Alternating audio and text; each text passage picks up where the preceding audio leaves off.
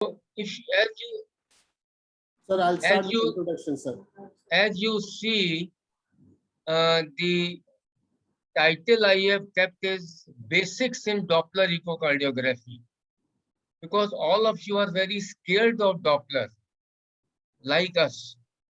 And so the whole of the top, because Doppler physics is so complicated that you cannot go beyond reading one page. So there'll be only one slide of Doppler physics, rest will be only clinical Doppler. Now, the purpose of showing this slide is that whenever you write Doppler in any report, the D should be always with a capital, because this is the name of the person who changed the concept of cardiology. Now, based on the experience, now you are lucky, because otherwise when we are having on-site session, then we go on asking questions, we go on showing something also. But here, of course, we cannot test you. But, but based on the experience of the previous batches, we know that many of you have never opened a book for the last about 6 to 8 years. You have just been practicing doing nothing. So I'll start with very basic, which has been taught to you sometime in, I think, first year MBBS or even before that. But this will be important. This will now, before you know the basics of echocardiography are, you must have a good clinical assessment. So you must carry a stethoscope in the echo lab. You must see the patient as whether what about his clinical assessment. Suppose the patient is having 103 fever, then we don't do an echo. Suppose it's severe anemia, we don't do an echo. Suppose it's hypertensive, we don't do, because they all affect our reports. Then always the operator and patient should be comfortable. Always attach an ECG tracing. Never do an echo without an ECG training before ECG tracing, because what happens? Sometimes the consultant goes to the ward and he says, okay, send the patient for echo. Now nobody knows anything. Now you see this patient, send for an echo. But you see, the patient has got a 2S21 heart block with a heart rate of only 35. Now that the sister has seen the residency because the doctor has recommended. So as soon as the patient, we put this ECG, we informed the doctor concerned and did a very quick echo. So this is the advantage of having an ECG to see for any heart rate rhythm, because we always mention heart rate in some of the cases also. Record BP, always write a BP. In many of our cases, we write a BP, because today, suppose you have done at a BP of about 120/80, the other person does at the rate of 160 by 90, he will get a different findings. So always have a good record of the pulse and BP. Good 2D examination, that important you will come to know subsequently. The sequence of examination always, irrespective which disease you do, is first is a two-dimensional echo, followed by a color flow mapping, and followed by Doppler. This will be more clearer to you after the talk is finished. So this is always a sequence of examination in every Doppler study. Always mention limitations of the study. Don't be shy of saying that this and this you could not see, this was this. Whatever your limitations, you must see and you must record it in your report. And these are, of course, we are not bothered about these. All these have been told to you, and these are extremely important. You go on practicing. So, what is the basic hemodynamics of heart? As I told you, unfortunately, many persons did not know. They even did not know in which cycle the mitral wall opens and closes and all these things. So we had to start with a basic what you have been taught in 10th or 12th or so. Now what happens, as you know, the blood from the superior vena cava and the inferior vena cava goes to the right atrium. It may look very basic to you, but it will be very important and subsequently. From the right atrium, this venous blood, the blue is a venous blood, is goes to the right ventricle through the tricuspid wall.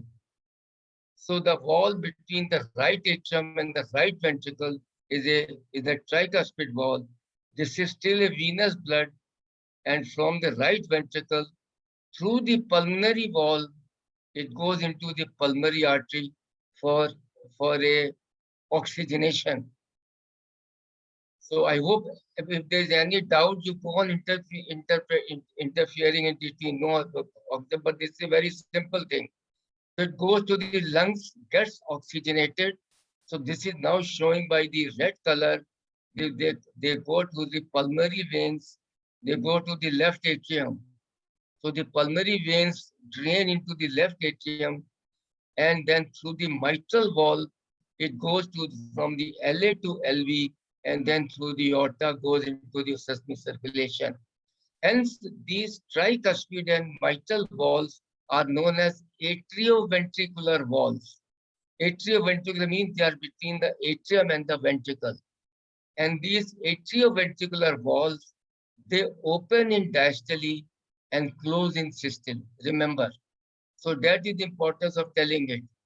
And this ventriculo-arterial walls, that means the wall which is between the ventricles and the arteries, for example, pulmonary artery and the aortic wall, they open in systole and close in diastole. So this is opposite the, the mitral and the tricuspid wall. The atrioventricular walls open in diastole, close in systole. The ventriculo-arterial wall, that is the pulmonary wall and the aortic wall, they open in systole and close in diastole. So remember, this is the basic hemodynamics, which I'm sure some of you would not be knowing, but it is important to know. Now remember, when we normally say systole, now every chamber of the heart undergoes systole and diastole.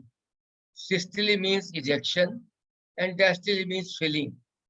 Unless a chamber is filled, how can it eject? So unless we mention it, usually when we say systole, it refers to the ventricles. When we say diastole, now if we have to specify it, we say atrial systole or atrial diastole. But normally when we say systole, it usually indicates the ventricles, and ejection occurs in systole and filling occurs in diastole. I think that this is nothing much. This must you know that a chamber has to fill before it ejects. No chamber will remain without a blood or anything. So chamber has to fill and then it ejects. So that is known as ejection and systole and diastole. Then there are some words known as a pressure overload and a volume overload, which will come frequently. Now, a pressure overload, as the name indicates, it is the pathological state of a cardiac muscle which has to contract against an increased afterload. That means afterload means after the ventricle ejects. For example, in cases of left-sided aortic stenosis, in aortic stenosis, the left ventricle has to eject the blood against a narrow wall that is known as a pressure overload. Hypertension, because of a high systemic pressure resistance and hypertension, they come under a pressure overload. On the right side, the same thing. Pulmonary stenosis or any outflow stenosis causes a pressure overload. Usually, in a pressure overload, when it is not of a very long duration, the, the chambers are usually not enlarged, but they are hypertrophic. When there is a pressure overload in the early stages, at some stage, because the heart has to work against a certain force.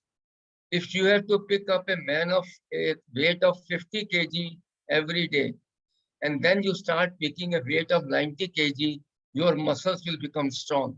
Because now you are picking a weight of 90 kg instead of 50 kg, that 90 kg becomes a pressure overload. So your muscles become thick and heavy. The same thing happens in ventricles. Volume overload, as the name indicates, the more of the volume in a chamber as compared to the normal. For example, in the left ventricle or right ventricle, say volume overload, suppose there is a aortic regurgitation. In aortic regurgitation, the blood goes from the aorta to the left ventricle. At the same time, the left ventricle is receiving blood from the left atrium, so that it gets a blood from two sources. Hence, it is known as a volume overload because increased volume.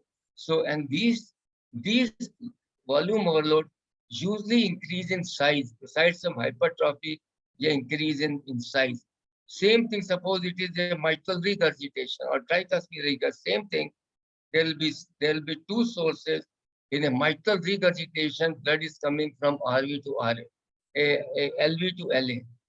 Besides this, the blood is also coming from pulmonary vein to the left atrium.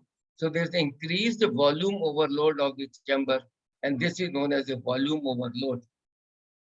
Now, the same thing with the same thing. The frequency usually, this is the only slide of a Doppler, which we can see that these are the sound emitters. For example, this uh, 1, 2, 3, 4, 5.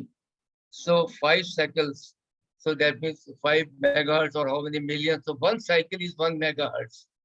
And, and so this what is ultrasound, which cannot be heard by human ear. 20,000 cycles per second also cannot be heard also. So frequency is related to the when we say 2.5 megahertz transducer, that means 2.5 million cycles per second are generated. So this is just to show you that the frequency is related to the hertz. The hertz word must have come many times in your lecture. Now comes what is ECG systole and ECG diastole. As I told you must have an ECG in your record. But suppose sometimes you don't have. Now suppose this is the ECG.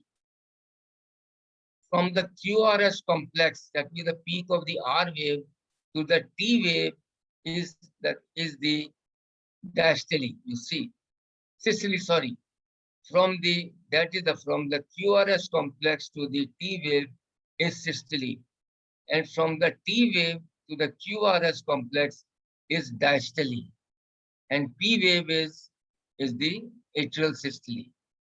Again, remember, from the QRS complex or the peak of the R wave to the end of the T wave is the systole. Beyond the T wave to the QRS onset is diastole, and P wave indicates a, a, atrial. For example, if you see here, say from the QRS complex, if you take here, from the QRS complex to the T wave is systole, and then after the T wave, there is diastole up to the next QRS complex. As you see anywhere, you see this QRS complex to the where the T wave ends is the systole, and from here it comes to diastole. Now, sometimes suppose by mistake you don't have an ECG or the ECG is not very good, then at least you should know how to find out diastole. As I told you, the mitral wall opens in diastole, closes in systole. Now see, this diastole starts after the T wave. So this is diastole of the mitral wall, and this is a closure at the QRS complex, the systole. During the mitral wall opens in diastole and closes in systole. So this is the anterior leaflet, this is the posterior leaflet of the mitral wall, and they meet, and then the mitral wall closes. which shows as a single line here. So this you see a start from the QRS complex to the almost of the T wave or so. And then following the T wave, the diastole starts. So there should be no doubt of, and this is, and you know the ventricle contracts in systole, dilates in diastole.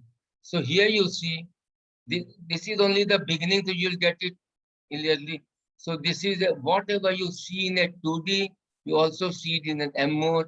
This is a, for example, this is RV, this is RV, this is interventricular septum, this is interventricular septum, and this is the posterior wall, and this is the this.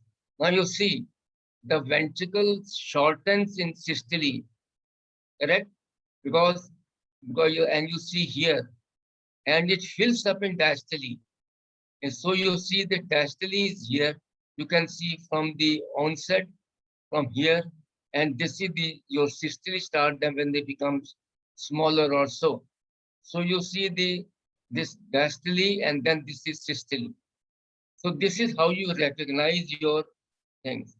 Now coming to the most important part, every echo, whenever you do, you must have a clinical information, as I told you, any fever, anemia, thyrotoxicosis, any illness, examination for any cardiac murmur, then you must have a full anatomical information, and then you can have a complete hemodynamic information. Now, a clinical information is obtained by your history and stethoscope. Anatomical information is done by a 2D echo, and hemodynamic information is done by a Doppler. So the hemodynamics is the heart of clinical cardiology. Without that, you cannot do anything. For example, hemodynamics is a backbone of cardiology, and it is a Doppler-based technique. It is a Doppler-based technique.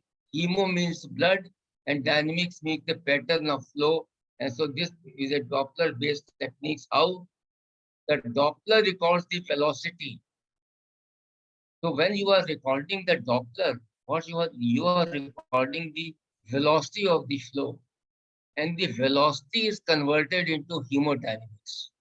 So, so if your velocity is wrong, then all your calculations will be wrong. It is why we always tell you today is only the first day that whenever you do an echo, try to take as many views as possible till you get the maximum velocity. Suppose your velocity you have recorded is a 3, when normally it should have been 4. Your hemodynamics will be wrong because your velocity is wrong. Why? Because it is known as a modified Bernoulli equation. A modified Bernoulli equation is velocities are converted into gradients. Gradients is the difference of pressure between two chambers. Every chamber has its own pressure. So then a gradient. And according to this situation, a gradient is 4 into velocity square. So suppose your velocity is 4 meters per second. 4 into 4 into 4 becomes 64. So now suppose your velocity is wrong, then your modified Bernoulli equation and your gradients will be wrong. So take never be in a hurry. Take all as we proceed further. We'll tell you conventional and unconventional views. So that is why your main aim should be to get the maximum velocity so that you get a maximum or a correct gradient, which is a difference of pressure between the two chambers. Every chamber has got certain pressure, and a blood always flows from a high pressure to a low pressure, not from a low to high. So what information does Doppler give you and what does it record? Now, because this much you know that Doppler records velocities. Now, these are the Uh, how does it, as I told you, how does it record velocity and direction? Here you see. Now, there are three basic requirements. As you might have read in any textbook of echocardiography, when you are standing on a railway platform and suppose a whistling engine comes towards you, you hear a loud sound. As the as this engine or train passes you, the same sound becomes less. So that means in a Doppler shift, what is known as, there must be a relative motion of one to another. Suppose your train is standing on the platform and you are also standing. It whistles.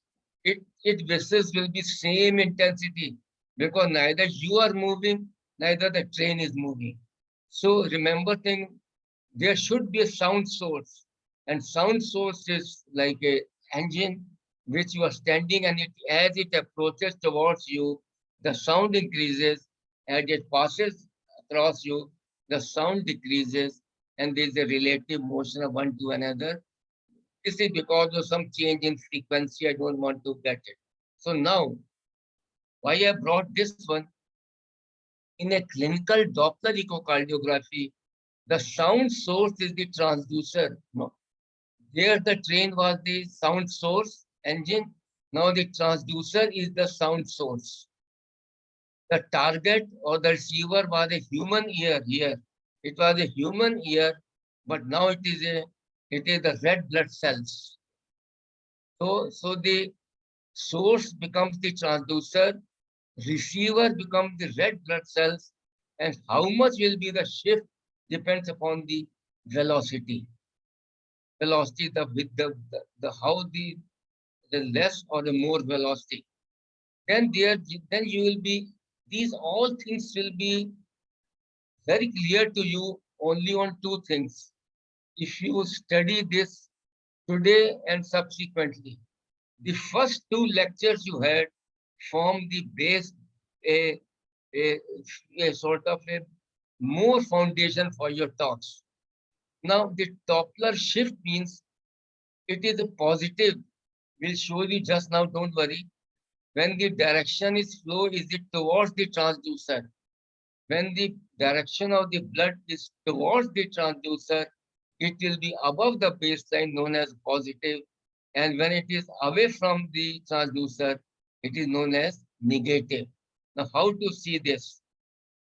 Now, the principle, now see, this is the, now I keep my left ventricle on the right side.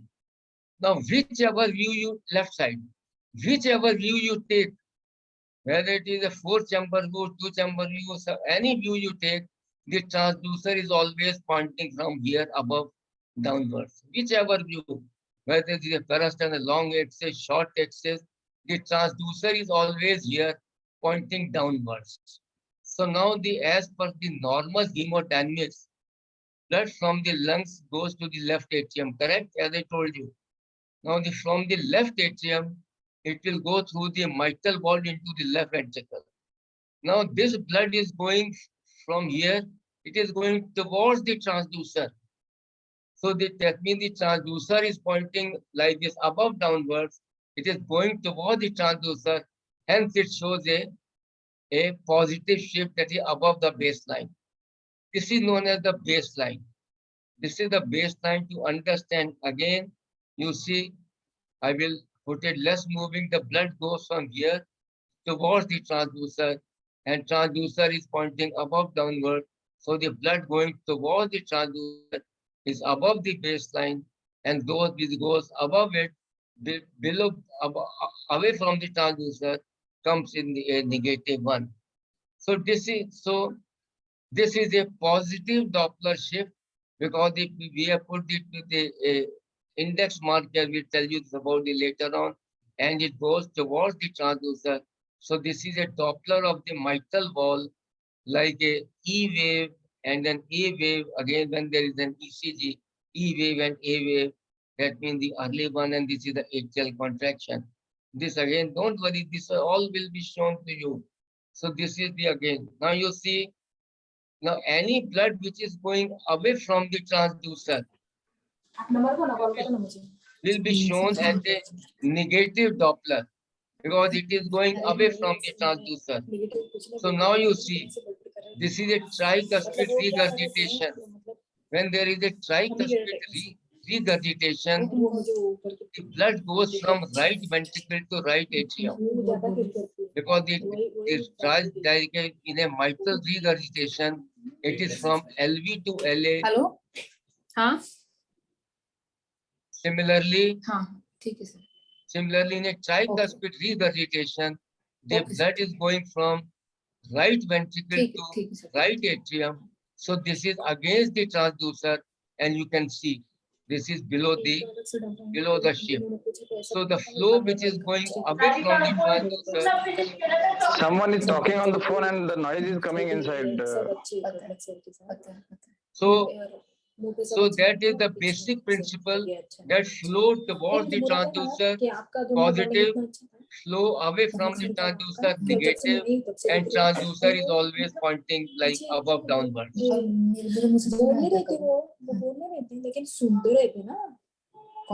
Now you see.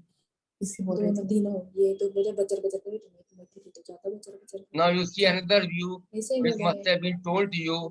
This is a 3-chamber view. Now this is the left ventricle, this is the mitral wall, this is the left atrium, this is the aorta. Now if a blood is going from LA to LV, it will be above the baseline. But when the blood goes away from the transducer, it will be below the baseline. Now you see the flow from here will be below the baseline. Now you see, this is the history. Correct? And this is the aorta. So that means it is going below the baseline because it is away from the transducer. But you see in diastole there is a flow towards the transducer. It automatically tells you that you are having an aortic regurgitation.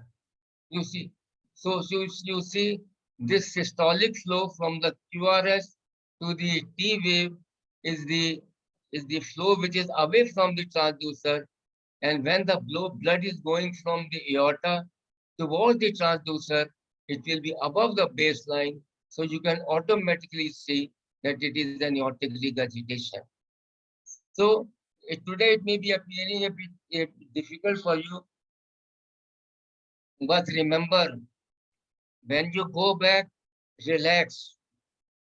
Whatever views have been told to you, just relax that which is the flow pattern in which view, and you will automatically know that this pattern will be having a negative or a positive. Now there are Doppler modalities. There are 3 main Doppler modalities. One is a pulsed wave, one is a continuous wave, one is a color flow mapping. Now these are always most confusing for many of the candidates because they don't try to understand, but it is not that difficult. So we have found that even during the early stages, they used to find it difficult even during hands-on or so. But if you really see it, now see this. A pulse wave has only got a single crystal. A continuous wave has got two crystals. Now, you see this structure. This is known as a sample volume. Wherever you place a sample volume, you will exactly record from the same place. For example, here the sample volume is placed at the aorta, so you will get only the aortic velocity. But in a CW Doppler, you see, it will record throughout the Doppler beam. So if then you will say you will not know from where it is coming. You have taken a clinical examination.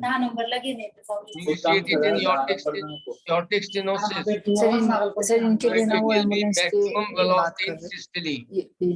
So this is how you will make it more clear. ये patient के लिए उनका हो गया ना, bedsheet आए थे Like those who are fighting in the house, they can keep quiet. Those who are fighting. So, so this is one, There is lot of noise, sir. two. Now Some lady is speaking continuously, sir, on the phone. must be husband wife fight or kya? Please mute yourself. Otherwise, those people who are talking on the phone, I'll just block their connections completely from here. And especially one lady, she's talking on mobile phone continuously. And this is the most important. And the first two lectures are most important. If you miss the first two lectures, you miss the whole course. Take my word. And please mute yourself. Otherwise, don't ask me that I'm going to please block you completely. So one thing, so when you see this type of structure, this is known as a sample volume. And this records a low velocity flow, this records a high. To make it more simple for you, I have brought 3 slides for you. You say, forget about this. Remember, a pulse wave records a low velocity flow, and a continuous wave records high velocity flows. All disease flows are high velocity flows. A pulse wave have got a sample volume. That means if you want to measure at a very specific site, then you can measure a sample volume, while this has got no sample volume. For example, here you see there is a sample volume which is in a pulse wave Doppler, but here there is no sample volume. The whole recording will be through the whole place where the Doppler beam is being recorded. But here it will record from a very specific site. Here also you see the sample volume, again it will record from a very specific site wherever you want, and then it will record that is known as a sample volume. And if the velocities are slightly more that can be measured, there is something known as aliasing. We'll show you just now. So remember 3 things. Forget about number of questions that you also know. Low velocity flow, high velocity flow. There is a sample volume which can measure at a specific site. No sample volume, that means it will measure across the whole Doppler beam. And this is aliasing, this is no aliasing, that we'll tell you just now. Now you see this cut. As I told you,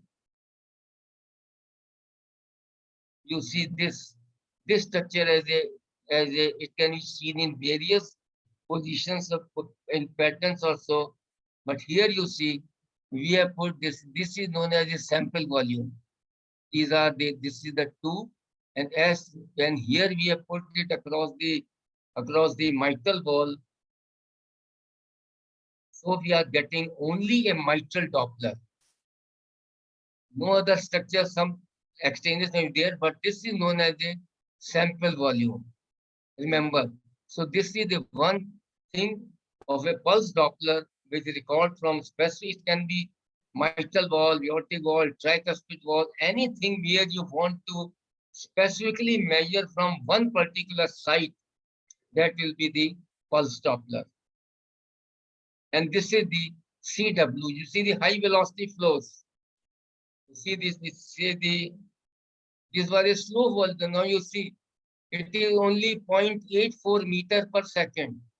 Hardly anything. And this is a Bernoulli equation. 0.84 into 0.84 becomes 0.2, 0.85. This is automatically given by the machine as long as you get a good velocity. So you see this is a low velocity flow, 0.84. And here you see this is 4.85.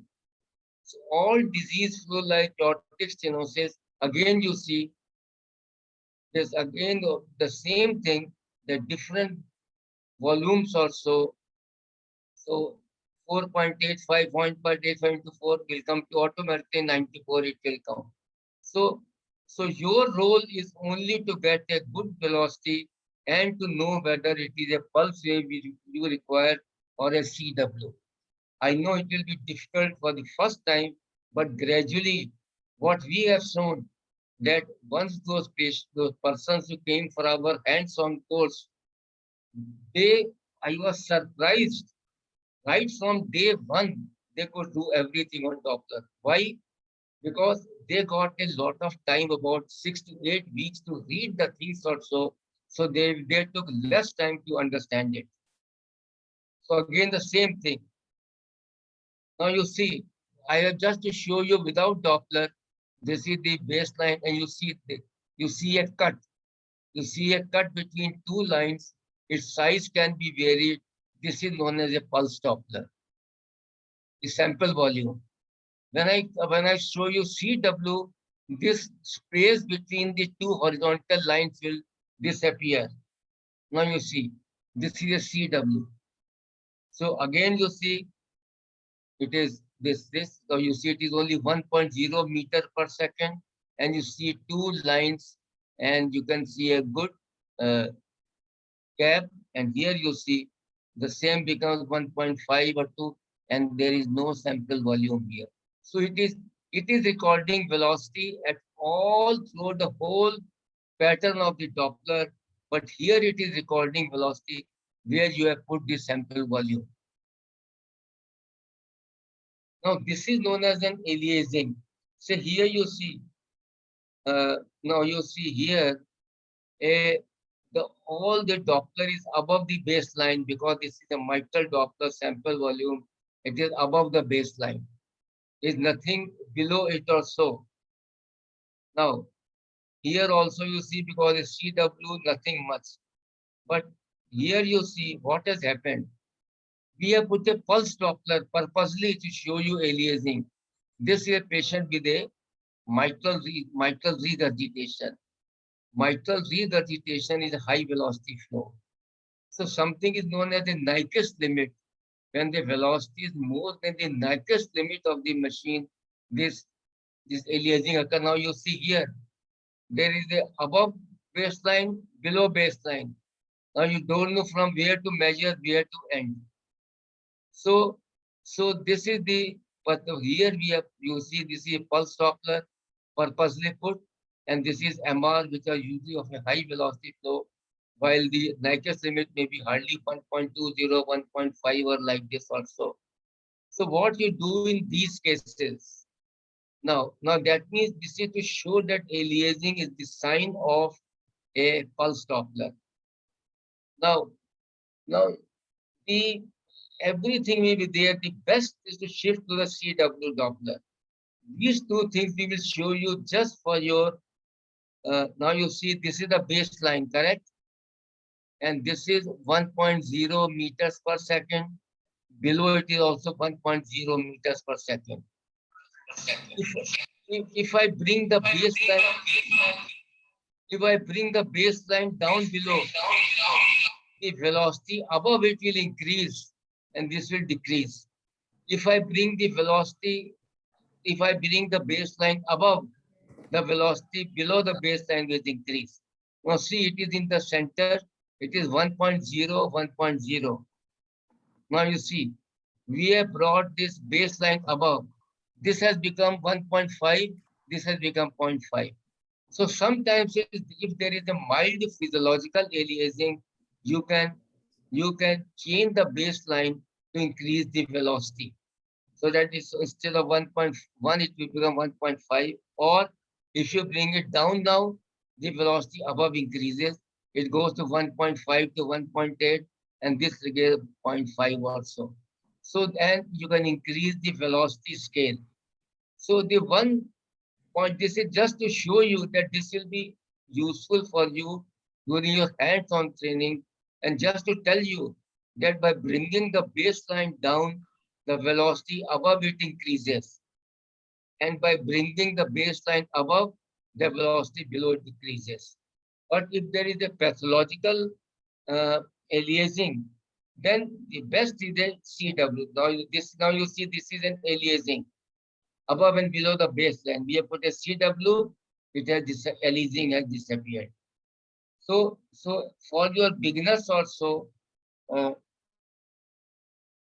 what we have shown you is only to increase the velocity scale But normally what we do, maybe you will also do it later on, is to shift to CW and it will become a alias. Now you see, here we have put a pulse Doppler, you see, and you see the aliasing. Now here there is no pulse Doppler, so the aliasing has disappeared because it is a high velocity flow. So whatever confusions are there, you can go on writing and go on getting clear from us. I know there's nothing to worry. It will be very easy for you, but you must read also. So now, what are the main uses of a, by this time you should know what is the main use of a pulse Doppler. That means assess velocities across a normal valve and vessel. A normal valve will have a low velocity flow, which will be below the Nyquist limit. Nyquist limit, I mean to say by Nyquist means I mean that the maximum measurable velocity by a pulse Doppler. Beyond that, aliasing occurs. Or sometimes when you are told about diastolic dysfunction, so this I am not touching now, but here remember, when you want to specify assess velocities across normal valve and vessels and across a specific site, then because many times you will hear about LVOT velocity, because you are measuring at a particular site, you measure pulse. So pulse is a low velocity flow across a normal wall. Number two, wherever you want to specifically measure a velocity. A CW Doppler is to measure high velocity flow. As I told you, this CW Doppler is meant for high velocity flow. For example, all diseased walls are mostly high velocity flows. All sort of shunts are mostly high velocity flows like VST. Now, for example, all stenotic valves, all regurgitant valves, this will tell you later on, shunt flows, prosthetic valves, so all diseased states, majority of them will be having a high velocity flow. So you can go on a continuous ear Doppler to see that it is already perfectly there. So go on writing your confusions and you can clarify it from us. So what are the tips now? Use pulse Doppler in situations of normal flow. As I told you, when you are expecting a normal flow, use pulse Doppler. If aliasing occurs, now aliasing can be physiological or pathological. For example, suppose you have gone about 20 steps, your velocity will increase. Suppose you develop a fever, your velocity will increase. So that is known as the physiological aliasing. And pathological aliasing is like all disease, all this. If aliasing you see, revert to CW Doppler. Use CW Doppler in all diseased states where high velocity flow is expected. Place sample volume always at the tips of the leaflet. Suppose you are taking mitral valve, at the tip of the leaflet you put a sample volume. Same, any valve you are studying, put it at the tip of the leaflet. So it is not as difficult as you are thinking. Once you know the basic principle of a pulse Doppler and a CW Doppler, you will not get confused. But you must read and clear your doubts also. What is the most important requirement in Doppler, on which your whole report and reputation depends?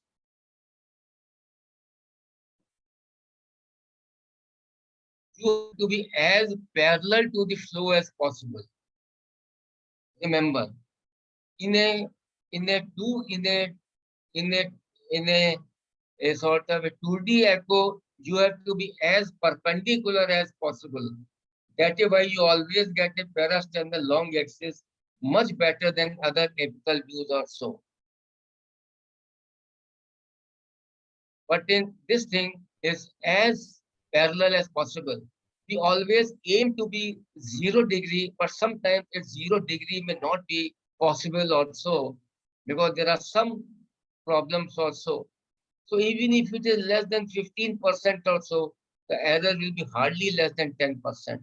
So the whole Doppler results depend upon this as to how parallel you can be to the flow and how less angle can it be made. And because the whole of your angular, I said this is the most important slide because this is the most important requirement of a Doppler. Now, which was the important take-home message? Your question will be which views for which valves? Now, once you read more of a 2D echo, which you have been reading last 1 or 2 weeks, there are two basic dictums. In which view or views is this valve seen? Am I parallel to the flow? If you follow this two dictum, you can never be wrong. And this will be only when you, even in whichever place you are placed, if you go to any of the echo labs to take their help and see the which, not that you don't depend only on our lectures also, try to get exposure to the Doppler or others so, and see in which wall you can be parallel to the flow and in which wall it is seen. For example, a mitral wall, you cannot see it in a parasternal long axis view because you are perpendicular to the Doppler. So mostly mitral wall is seen in the apical views. As you have seen in the apical view, you are parallel to the flow. Tricuspid wall, multiple views, right from RB inflow, short axis, apical, subconscious. Pulmonary wall from a short axis view or sometimes from the apical one and multiple views. So you can see which wall you are seeing and are you parallel to it. For example, take this. Now this is the mitral wall. Now the transducer is pointing this side. So you are perpendicular to the flow. So we don't use a Doppler in this view because you are perpendicular. Similarly, aortic wall you see, this is the aortic wall you see. If you put the tricuspid, if you put the transducer here, you are perpendicular. Well, suppose the patient has got a ventricular septal defect and the flow goes from LV to RV, you are parallel to the flow and you can use it. So remember which view. Now you are seeing the mitral and aortic valve in this view, but you are not using a Doppler because you are not parallel to the flow. Same patient now you see here, mitral. Now, we did not take in this view because we are perpendicular. But you see here, you are completely parallel to the flow because flow is going from LA to mitral wall to LV and the apex is pointing this side. So this will be one of the best views to see for a mitral wall or a three-chamber view. Similarly, you see the tricuspid wall. You will be parallel to the flow. So though the tricuspid wall is seen in many other views, but to see whichever view you give the maximum velocity, take that view.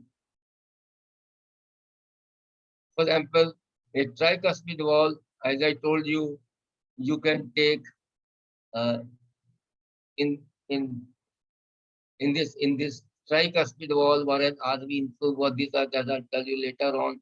So this is parallel also, and you see this is short axis view. This is right atrium, tricuspid wall, right ventricle, RVOT, pulmonary wall, pulmonary artery. Now the blood will go from RA to RV. Transducer is pointing this word, so this is a good view to study the pulmonary to the tricuspid wall. You are parallel to the flow. Then the blood from the RV goes into the pulmonary artery. So when it is going into the pulmonary artery, you will be again parallel to the flow. So because here the transducer, the blood flow is going towards the transducer, it will be above the baseline, while here, because it will be going away from the baseline, away from the transducer, it will be of a negative below the baseline also. So these are some just to explain you also. Now, for example, sometimes By practice, I don't want you to get, but now this is a subpostal view. And sometimes, in many cases, we take a subpostal view. This is like a short axis view of the 2D echo. Now you see this is the tricuspid wall, this is the RV, this is the pulmonary wall, and this is the pulmonary artery. So here you are parallel to the blood flow here because the blood is going away from the transducer to the below the baseline. So sometimes when you practice, during your practice, you should try to practice this view, which we always tell our candidates to how to do that. So the main summary is take as many views as possible. Now this is only one view. This is in the aorta. You can take 3-chamber view, 5-chamber view, right parasternal, and many other views also. But this is again to tell you that sometimes you can see the mitral wall from this view also because you are parallel to the flow at aorta from here.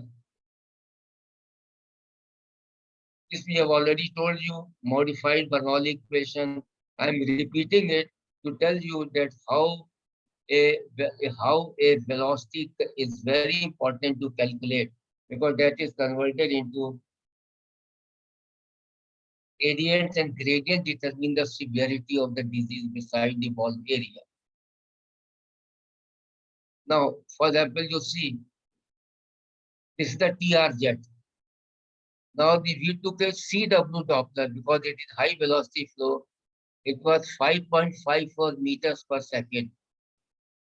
5.54 into 5.554 into 4 come to 122. So your role is to get a good velocity and the machine automatically converts it into gradient.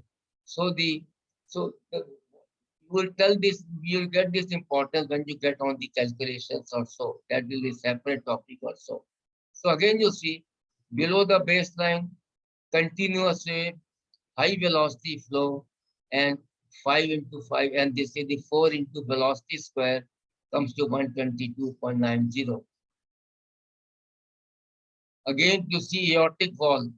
We have again taken an apical view. Again, you see this high velocity flow.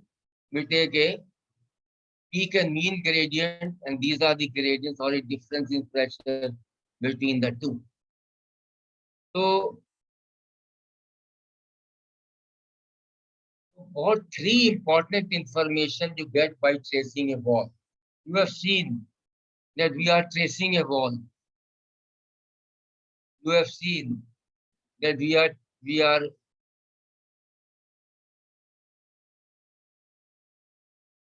tracing a wall. Others we have shown we have been shown you that we have been tracing a wall. So why do we trace a wall? You get three important information. A peak gradient, which is 4 into velocity square, which is related to a blood flow and hence can vary on a day-to-day basis.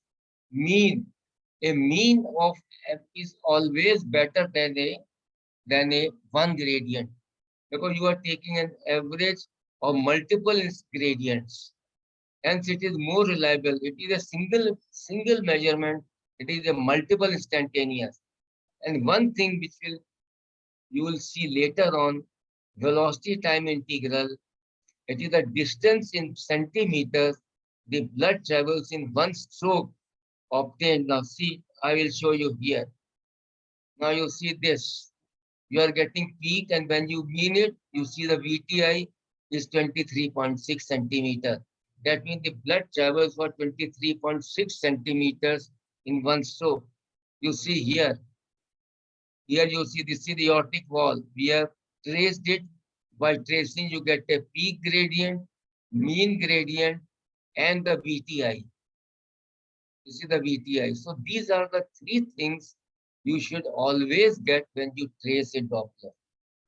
So that you will get, as you see, this is also shown here, that how much it goes in one stroke, the centimeter. Its importance is very well known when you are taught about your hemodynamics.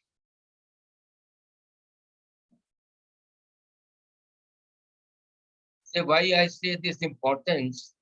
Say whenever we go to the emergency wards, we don't go to the cross-sectional area and all this thing. We just see the VTI. If suppose today the VTI is about 24, tomorrow it is 20, that means the stroke volume has decreased. If suppose today it is 20, tomorrow it is 24, so this is constant and it increases. So this is a indirect evidence of a stroke volume. So that is why you must, that will be again told you repeatedly. So what we have been telling till now, in a 2D echo, the target is tissues, RV, LV, myocardium, IVS, valves, all this. In Doppler, the target is blood. Information you get structural in 2D echo. So that is why 2D echo is very important because it tells you a semi-quantitative. Suppose you get from a 2D echo, sometimes we can expect that we are dealing with a severe disease. And if it does not match with Doppler, we feel that somewhere something is wrong. Suppose the aortic valve is very calcified, there is significant LVH. We expect a very severe aortic stenosis, but if it is not supported by this, we feel something is wrong. So you calculate the tissues here, blood, structural, hemodynamic, alignment perpendicular and parallel. Correct? And it gives a semi-quantitative idea and it gives a more accurate idea about quantitation. So remember this basic slide, that what is the difference between 2D echo and how both of them are so equally important. Then the third one or the last one we come to is a color flow mapping. It is a major breakthrough, but the main thing is that it guides the Doppler being parallel to the blood flow. Now, when we did not have a color flow mapping, we used to struggle for, I don't know how much time, maybe half an hour or so, to become as parallel to the flow as possible to get the maximum information. But here you can see the blood flow. So once you are seeing the blood flow, you can automatically put your Doppler beam parallel to it and you don't have to struggle what we struggle. According to the universal convention, flow towards the transducer is of a red color, flow away from the transducer is of a blue color. Remember, because red and blue, red above, blue below. For example, this is static image. I have put LV on this side. You see, this is LA, this is LV. So because it is going towards the transducer, hence it is of a red color. Because this is going towards the transducer. Had it been blue here, we would have felt that there is some regurgitation. Again, you see, the same flow is going away from the transducer into the aorta, so it is shown as a blue color. Again, red color towards the transducer, blue color away from the transducer. And it is such a sensitive technique. You see, the red is going towards the transducer, blue here. But here, if you see carefully, there is a red flow coming from the aortic valve towards the transducer. So that means there is some flow from the aortic valve which is going towards the transducer, and the most commonest is aortic regurgitation. So it can pick up the minimum aortic regurgitation. So this is the usual color, red and the blue, and you see after this during diastole, you see it goes towards the LV, towards the transducer, hence it shows a minimum regurgitation. And you see, you can even see a minimum mitral regurgitation, trace mitral regurgitation, although it may not be significant, but you see, it is a still image. You see just a trace of blue because it is going away from the transducer. This may be not of much significance. Same I showed you just now. AR which is going, I will just show you again. See, during diastole, it is going from the aorta, this is aorta, and this is going towards the transducer, hence it's of a aortic regurgitation. Now you see here, this is short axis view, tricuspid wall, RA, RV, pulmonary artery. Now the pulmonary artery, because the blood is going away from the transducer is pointing downwards, it is of a blue color. But then you see some red flow going from the pulmonary wall, which is of a red color, that means it is going towards the transducer. It automatically tells her that it is a pulmonary regurgitation. It is so sensitive technique that it can tell you everything. Now, this we told you when you are the laminar flow is a normal flow, turbulent flow is almost a disease flow. Say because there is a multiple colors. Now you don't see mosaic. What we have seen in our time, a mixture of colors. For example, just to tell you, there is a smooth red color. This is smooth red color going towards this transducer. Smooth blue color, no multicolored also. Here you see a multicolored and a blue flow coming from the transducer, from the mitral wall. This is LV, RV, RA, LA. It automatically tells us within few seconds that this is a mitral regurgitation because you see a blue color and a turbulent flow towards the transducer also. So the advantage is suppose you get a patient with a systolic murmur. It may be VSD, it may be pulmonary stenosis, it may be mitral regurgitation, aortic stenosis. You just put the color on one particular place. If it is a normal flow, that is excluded. Put it on the aortic wall, normal flow excluded. Put on the mitral wall, you see this pattern, your diagnosis is made. Because it gives you instantaneous diagnosis and you see multiple colors as compared to this. Again, you see this normal color, normal red, normal blue, and you see there is normal blue, no turbulence, and here you see this is the aortic wall, and you see blue color, a multiple colors, mosaic color pattern, and one going towards the transducer is is covered by red, but otherwise there. So it also tells us automatically this is AS and PR. So this you always will get by practice, nothing to worry. You see, this is LV, RV, LA, RA, and you see there is a blue flow. There is a blue flow coming from the tricuspid wall into the RA. Automatically tells you that there is a tricuspid regurgitation.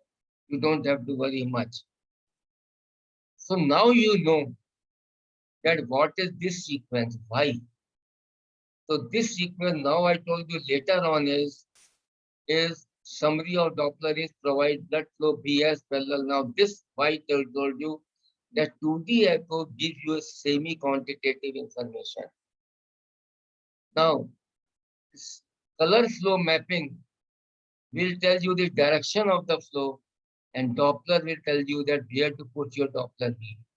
So this is why this sequence is always for done, and every segment of the structure is covered by a color flow. Not that you just be in a hurry or so. So now you know this because this tells you that and Doppler sequence is always a pulse Doppler, a CW in disease states can go directly to the CW Doppler. So this sequence you follow in every case, and these two things. And now you know why you do this because to make you parallel to the blood flow and to give you a color flow and diagnosis. So the pulse Doppler records low velocity flow. For velocity studies, keep sample volume at tip of leaflets. For volumetric study, forget about it. CW the Doppler records high velocity flows. interrogate always at the site of turbulence. Wherever you see aliasing, wherever you see turbulence, always put a CW to see that everything is there. Scan all planes to cover a maximum velocity, and color flow mapping should cover all the areas. Now, so in sinus rhythm, always three measurements. You try any day. If you take three measurements, all three measurements will be different. So always take an average of three measurements. Atrial fibrillation, average of five measurements. Do not measure post-ectopic beat. There is an action. Now again, there is an ectopic beat. The beat following this ectopic is always a strong beat. So so it will be shown. Will show you. And because the right-sided flow always affect our respiration there, because you saw the tricuspid or RV flow increases the inspiration. So the right-sided flows are always variable with respiration.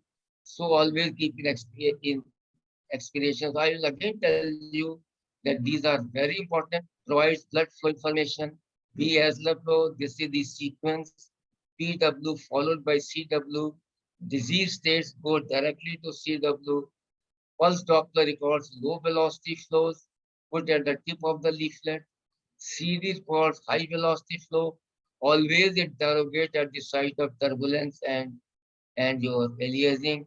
Scan all planes to get maximum velocity where you are parallel, and color flow mapping should cover all areas, and do not measure a post-ectopic wave. For example, here you see, although it doesn't matter much, it is already a severe, you see here, 116, and the post-ectopic beat is a 152. So you see there is a difference of almost about 30 to 40 in a post-ectopic. You see this is ectopic beat, and the post-ectopic beat shows a very high gradient as compared to the beat which does not show this. So this is known as a, so this is why we don't measure. It was by 116, it became 152 here. And you see this DTI went from 157 to 150.42. Control panels it is always better rather than theory, that once you do a Doppler, you do certain control panels to get a good Doppler envelope, and that will be taught to you during the, for example, main is Doppler gain, filter, and velocity scale.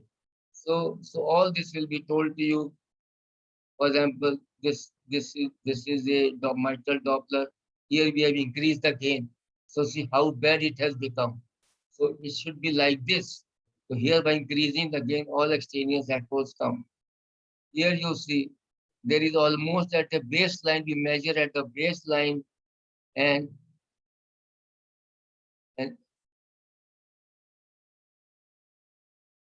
here you see the filter has been increased, and you don't know from where to measure. So this will be, don't worry about this. This will be taught to you later on. This is again a filter. Color will tell you that we always put a color on, and all sort of a garbage and the useless echoes come. We go on reducing the gain till we see only few of these only see, and then we start doing our Doppler. Remember, narrow. We always want to work in cardiology at a sort of a narrow place at a high frame rate. That a high frame rate you in cardiology. Now you see here, you see this is a normal. This is the normal frame of the LVC. How it changes is, you see nice colors. Now we have increased the width, and you see the colors become very bad also. And again we have brought it here, they become this thing. So these are all practical things also. And these are normal velocities. These are some of the cases we show once in a while. This is a normal velocity, decreased velocity, normal velocity, decreased velocity. This is known as the Doppler alternance. That means every alternate beat is strong or weak, and this is an indication of a diseased, more diseased ventricle. So, but there should be no ectodosis. This is one Doppler, small, large, small. But there should be no ectopic beat. For example, here you see an ectopic beat, so this becomes a large one also. So these are things will be now these things will come later on. Anything you want to know, but please, the first two lectures are very important. Actually, previously we feel we used to load the candidates with too many lectures, but now the